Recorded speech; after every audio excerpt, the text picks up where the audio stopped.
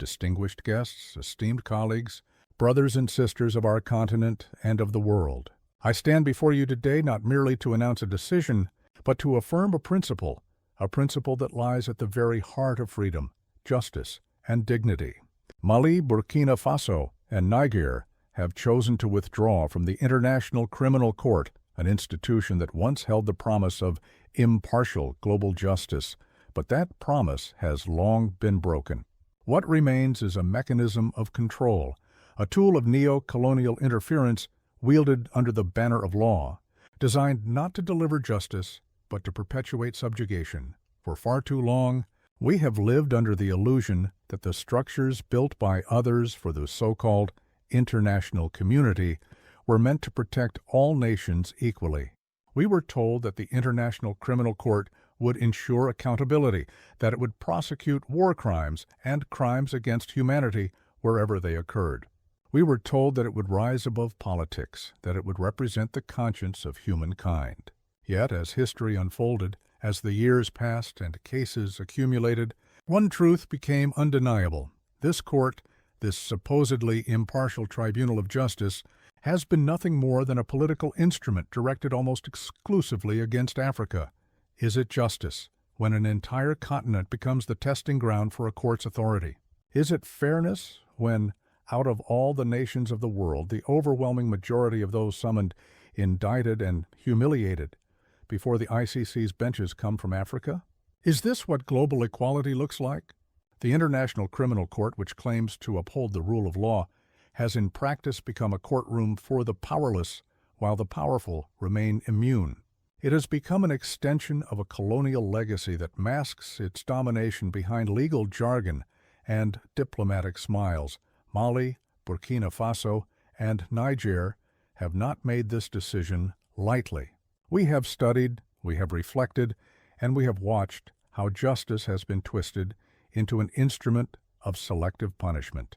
We have seen how our leaders, those who dared to assert sovereignty, those who dared to stand against foreign domination, were branded as criminals, while those who fuel conflict, exploit our resources, and impose economic chains upon us sit comfortably in their capitals, untouched and unquestioned. The ICC has shown no interest in the crimes of those who have destroyed entire nations through invasions, sanctions, and covert interference. It turns a blind eye to the bombings of civilians in the Middle East, to the destruction of Libya, to the plunder of Congo's minerals, to the endless suffering caused by Western-backed wars. Yet it finds limitless energy and zeal to pursue Africans, presidents, generals, ministers, as though Africa were the sole cradle of wrongdoing. Let us be clear. Justice is sacred. The pursuit of justice is a noble cause. But when justice becomes selective, it ceases to be justice. It becomes oppression disguised in legal robes. When the scales of justice are rigged to tilt always toward the powerless are not judged. They are targeted. The ICC, as it stands today, is not a temple of fairness. It is a political weapon, a relic of the same imperial order that carved our lands and dictated our destinies. The decision by Mali, Burkina Faso, and Niger to withdraw is therefore not an act of defiance against justice. It is an act of defiance against hypocrisy. It is a declaration that we will no longer allow ourselves to be judged by those who have never judged themselves. We will not allow the same powers that colonized us, that exploited our people, and that continue to manipulate our economies to lecture us on morality. The era of moral tutelage is over. The age when African nations bowed to institutions that treated us as inferior participants in global affairs has come to an end. We know the accusations that will come.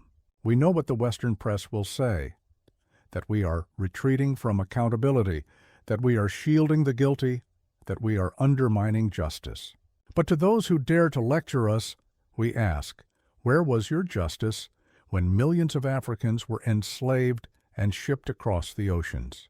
Where was your justice when entire civilizations were destroyed under colonial rule? Where was your justice when the resources of Africa were plundered, its borders redrawn, and its people divided for the profit of empires? Where was your court when Western-backed wars left devastation from Iraq to Libya, from Afghanistan to the Sahel?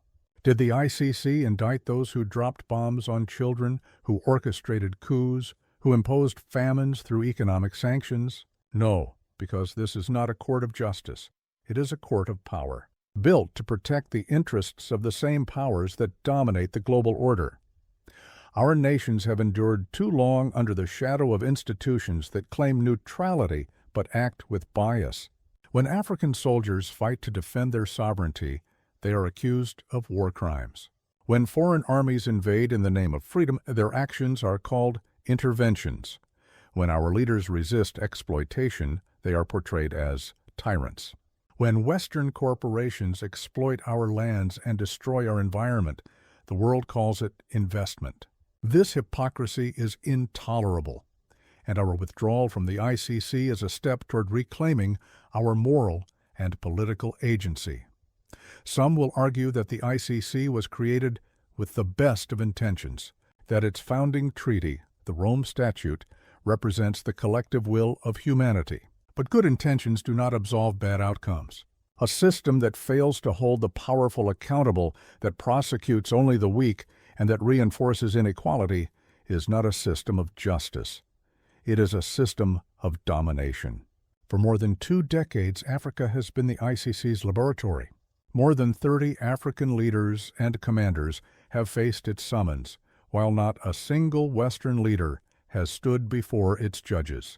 Not one. The message is clear. There is one standard for them and another for us. It is no coincidence that the majority of countries that have refused to join or recognize the ICC are the most powerful: the United States, Russia, China, India, Israel. They are not part of this court, yet they dictate its operations and applaud its verdicts when they serve their geopolitical interests. How can a court that depends on the political will and funding of Western governments claim independence? How can it prosecute without fear or favor when its very existence depends on the approval of those same powers it dares not offend? Let us remember what happened in Libya, a sovereign African nation destroyed under the pretext of humanitarian intervention. The ICC rushed to indict Libyan leaders, echoing the political narratives of Western governments, while turning a blind eye to the massive destruction caused by NATO bombs. Libya was reduced from one of Africa's most prosperous nations to a state of chaos, trafficking, and division. The court that claims to represent justice became complicit in that tragedy. It gave legitimacy to aggression. It gave cover to imperial ambition. And today, the same powers lecture Africa about rule of law. In this new era, Mali, Burkina Faso, and Niger refuse to remain silent spectators to their own humiliation. Our nations have been reborn through struggle. We have stood against terrorism, against economic blackmail, against the constant interference that seeks to dictate who governs us and how we should govern. We have seen how justice can be manipulated to delegitimize popular movements, how international institutions can be weaponized to punish nations that choose independence. We have seen how the labels of democracy and human rights are used selectively, praised when they serve foreign interests, condemned when they do not. The International Criminal Court has become a mirror reflecting this hypocrisy. It has never summoned those responsible for the mass suffering inflicted by Western policies in Africa. It has never investigated the crimes committed under colonial occupation, crimes whose effects still shape our nations today. It has never called to account those who perpetuate economic injustice, those who design the debt traps, those who extract our resources while leaving our people impoverished. And yet, when an African soldier acts to secure his nation, the ICC's spotlight shines brightly. When an African government seeks to restore sovereignty, the court raises its gavel. Our withdrawal is not isolation. It is liberation. It is a step toward building an African system of justice rooted in our realities, our values, and our sense of fairness. We do not reject accountability, we reject submission.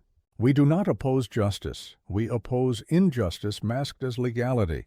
The African continent must rise to create its own institutions, its own mechanisms to ensure that those who commit crimes, whether in uniform or in suits, are held responsible by Africans. For Africans, Africa's dignity cannot and will not be outsourced. We are capable of defining justice according to principles that recognize our humanity, not diminish it. The ICC was built on the premise that some nations are too corrupt, too violent, too uncivilized to deliver justice themselves. That belief is a continuation of colonial arrogance. It implies that Africa must be monitored, that Africans must be judged, that we cannot be trusted with our own fate. But the world must now understand the days of paternalism are over. We are not subjects of empire. We are sovereign nations, heirs to civilizations that practiced justice long before The Hague existed. When Mali, Burkina Faso, and Niger speak today, we do so for every African who has felt the sting of condescension in international law. We speak for those who see how global justice is written by victors, not by victims. We speak for the generation that refuses to be defined by Western narratives of progress and morality. We do not seek conflict, we seek equality. But equality cannot exist in a system where one hand holds the gavel and the other hand holds the chain. To those who accuse us of retreating from civilization, we say this: true civilization lies not in institutions, but in principles. True civilization lies in the courage to stand for justice, even when the world disapproves. The decision to exit the ICC is a decision to restore moral balance. It is to say that we too have the right to determine how justice is administered in our lands. It is to reclaim our narrative from those who have long spoken on our behalf. We do not deny that crimes have been committed on African soil, but we insist that accountability must come through African mechanisms, not through institutions that have proven themselves politically compromised. The ICC has lost the trust of the very people it claims to serve. How can justice exist where trust is absent? How can a system function when its credibility has been shattered by bias and manipulation? The time has come for Africa to chart its own course in matters of justice.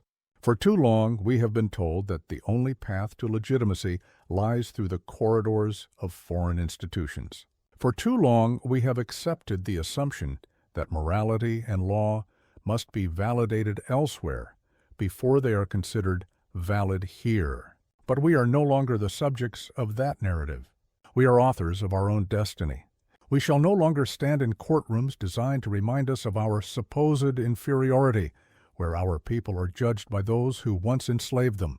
We will build systems that honor our traditions of fairness, accountability, and reconciliation.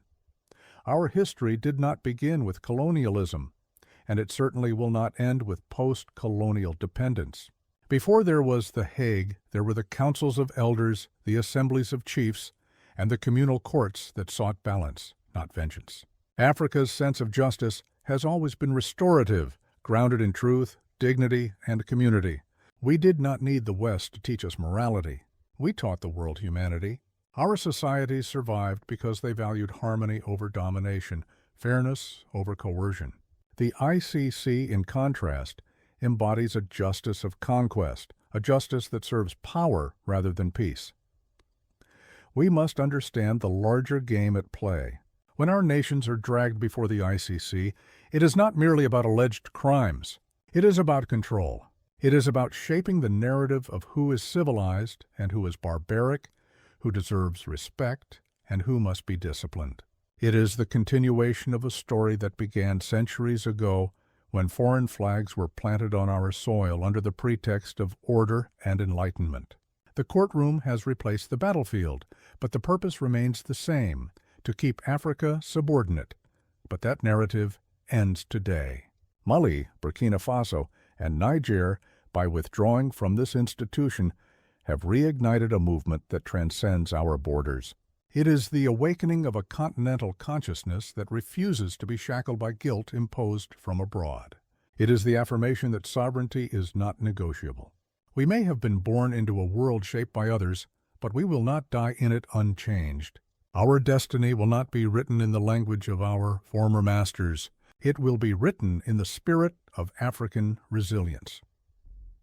We call upon all African nations, those who still remain bound to the ICC, to reflect deeply on what this institution represents.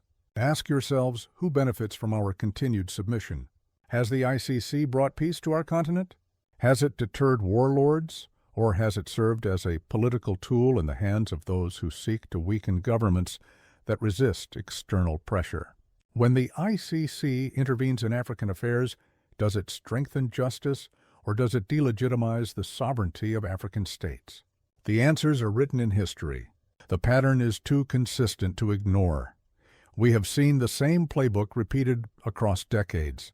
When a nation aligns with Western interests, its flaws are ignored. When it chooses independence, every flaw becomes an international crisis. When a Western ally commits atrocities, silence reigns. But when an African leader defends his people from foreign interference, he is branded a tyrant and summoned before the court. This selective morality is not justice. It is politics masquerading as virtue. True justice demands universality. It cannot serve one master. If the ICC truly stood for impartiality, it would indict those who have devastated entire regions with illegal wars. It would summon those who profit from Africa's misery through corporate exploitation and political manipulation. It would prosecute those responsible for the crimes of economic strangulation, the architects of sanctions that starve children and cripple nations. But the ICC dares not touch these powers because it was never meant to. It was created to serve as a judicial arm of a global order that fears a strong and independent Africa. Our nations will no longer tolerate this hypocrisy. The withdrawal from the ICC is not isolationism. It is an act of moral courage. It is a declaration that we refuse to be the only ones held accountable in a world where impunity is the privilege of the powerful. We do not reject international cooperation. We reject international subjugation. We welcome dialogue with all nations, but it must be dialogue among equals, not dictates disguised as diplomacy. The people of Mali, Burkina Faso, and Niger understand what is at stake. We have endured wars that were not of our making, fought enemies that thrive on chaos, and faced the consequences of global policies designed far from our lands. We have seen foreign interests exploit divisions, destabilize governments, and manipulate international law to justify interference. The ICC has been part of that machinery, a weapon of psychological warfare that brands African resistance as criminal rebellion. But resistance to oppression is not a crime. It is a right. The world must understand that Africa is no longer a playground for imperial experiments. The Sahel, once written off as a zone of instability, is now a symbol of rebirth. Our nations have united under the spirit of sovereignty and solidarity. We are building alliances that reflect our shared struggles and shared destiny. We are creating new frameworks for justice, African justice by Africans and for Africans that will not depend on foreign validation. This is the meaning of true decolonization, not merely the removal of foreign flags, but the dismantling of foreign control over our minds, our laws, and our dignity. Justice must serve peace, not perpetuate division. The ICC's interventions have too often deepened conflicts, turning internal challenges into international spectacles. Instead of reconciliation, it has sown resentment. Instead of building stability, it has delegitimized local efforts at peace. Africa does not need foreign judges to lecture us about humanity. What we need is partnership, respect, and recognition of our capacity to govern ourselves. Our withdrawal should not be seen as retreat, but as reform. Reform through resistance. We will work with the African Union and all willing partners to establish a continental tribunal that embodies the principles of fairness, accountability, and sovereignty. This tribunal will not serve political interests. It will serve the people. It will prosecute those who betray their nations and commit atrocities, regardless of their position. But it will do so within the moral and cultural framework that reflects our realities. We call upon African jurists, scholars, and leaders to take up this mission with pride and urgency. Let the best minds of our continent craft a system that balances justice with reconciliation, punishment with restoration. Let us draw from the wisdom of our traditions, the spirit of Ubuntu, the ethic of communal harmony, and combine it with modern principles of law. Let us show the world that justice can exist without subjugation, that the rule of law can flourish without imperial interference. The West may scoff at our ambition, as they always have. They will call it naive, impractical, utopian. They will predict failure, for they cannot imagine a world where Africa stands on equal footing. But history is on our side. Every step toward liberation was once dismissed as impossible until it was achieved. They said independence was impossible. We achieved it. They said unity was a dream. It is becoming reality. They said African justice would be a contradiction. We will prove them wrong. Let no one mistake our firmness for hostility. We are not rejecting cooperation with the world. We are redefining it. We are extending our hand in friendship, but we will not kneel in submission. We seek partnership, not patronage. Respect, not pity. The age of dictation from afar is ending. The era of mutual respect has begun. The International Criminal Court may continue its work, but it will do so without us. We will not lend our names, our resources, or our legitimacy to an institution that has treated Africa as its hunting ground. We will build instead institutions that serve our people, reflect our values, and honor our sovereignty. We will teach our children that justice does not come from The Hague. It comes from within the hearts of those who refuse to accept injustice as normal. Our message today echoes beyond Africa. It speaks to every nation that has ever felt the weight of double standards, every people who have been told that freedom must be earned through obedience. It speaks to the global South, to Latin America, to Asia, to all those who know that the struggle for justice is inseparable from the struggle for dignity. Together, we can forge a new international order, one that is multipolar, equitable, and rooted in genuine respect for sovereignty. Let the world hear clearly, Africa is not withdrawing from justice. Africa is reclaiming it. We are not walking away from accountability. We are demanding equality. We are not escaping scrutiny. We are exposing hypocrisy. The decision to exit the ICC marks not the end of our commitment to law, but the beginning of a new legal consciousness that refuses to equate power with virtue. For centuries, Africa's story was told by others, often by those who sought to justify their domination. They called it the white man's burden, the civilizing mission, the defense of human rights, different names for the same arrogance. But today, the storytellers have changed. The voice that speaks now is African, unfiltered, and unafraid. We will no longer apologize for defending our sovereignty. We will no longer accept guilt imposed upon us by those who have never faced their own crimes. Let us therefore move forward with unity and conviction. Let us extend our hand to our brothers and sisters across the continent and say, the time of dependency is over. Let us teach our youth that sovereignty is not a slogan, it is a responsibility. Let us show the world that Africa, once divided by colonial design, can unite through common purpose. To the nations of the West, we say this: we seek peace, not confrontation. But peace cannot exist without respect. Justice cannot exist without equality. Partnership cannot exist without trust. If you truly believe in human rights, then respect our right to self-determination. If you truly value the rule of law, then apply it universally, not selectively. If you truly wish for global peace, then end the double standards that have fueled so much resentment and division. The decision of Mali, Burkina Faso, and Niger will be remembered as a turning point, a moment when Africa looked the world in the eye and said, enough. Enough of moral lectures from those who have yet to repent for colonial crimes. Enough of institutions that serve as instruments of control. Enough of justice that condemns the weak and absolves the strong. From this moment forward, we stand firm in our conviction that sovereignty and justice must walk hand in hand. A justice that undermines sovereignty is tyranny. A sovereignty that rejects justice is chaos. We seek balance, the balance our ancestors taught us when they resolved conflicts not through domination, but through restoration. We seek a future where no African will have to beg for fairness from foreign judges, where no leader will be humiliated for defending his people, where no nation will be punished for choosing independence. Our path will not be easy. The pressure will be immense. Sanctions may come, condemnations may follow, and campaigns of misinformation will intensify. But we are prepared. We have learned that the price of dignity is vigilance. We will endure, as we have always endured. For the cause we defend is not merely political, it is civilizational. It is about the rebirth of a continent long denied its rightful place in the world. Let this decision be a message to our children and to generations yet unborn.